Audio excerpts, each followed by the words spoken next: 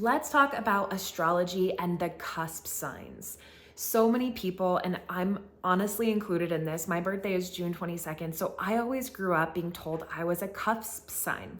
This really started, and a lot of people thought this because when they look into their horoscopes in newspapers and magazines, they'd see, the little window range for each one of the sun signs. And the thing is that sun sign changes just a little bit. It can change by just a day or two, but depending on the year, depending on the movement of the sun through the zodiac. And so it was never concrete and accurate. And so a lot of times the only way around this would be like, well, just read both. You're on the cusps. You are a Gemini Cancer cusp, so just read both. And a lot of people found, oh my gosh, this makes so much sense because I've been told I was a Cancer my whole life, but really I've got all these Gemini qualities. And of course you could insert your own experience with your zodiac signs to this cusp situation. And what I didn't really understand until I became a certified astrologer is that there really is no such thing as being a cusp sign.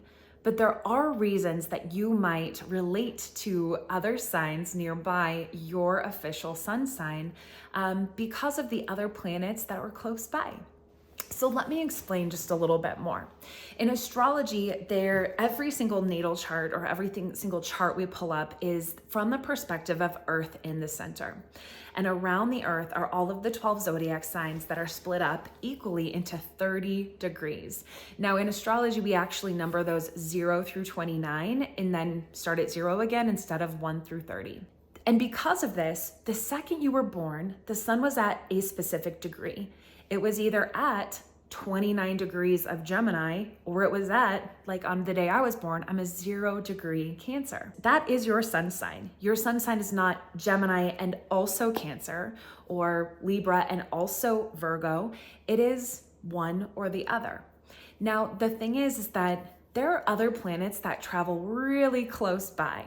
Mercury is always at least one in the same sign as your sun, or behind or ahead. So it could be that you have strong placements like Mercury or even Venus, which also travels close by in that opposite sign. So if I'm a Cancer sun with this same analogy, I could have other placements. I actually do have Venus in Gemini in my chart.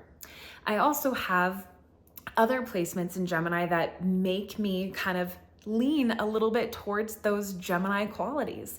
And that's okay. It doesn't mean that it's because I'm a cusp, I fall into that other category. It's because when we look at the whole picture of my chart, those qualities or those planets are leaving an impression that I also resonate with. So if you are born on the cusp and you've always considered yourself a cusp sign, I really challenge you to go pull up your natal chart, find out the exact degree of your sun sign, and try owning that really sincerely, really lean into that. What does that mean to you? And if you struggle with that, if there's something about that sign that you're just you don't like or you don't want to accept, explore that too. And if you need any help with this, that is one thing that I could say I would be very good at helping you with.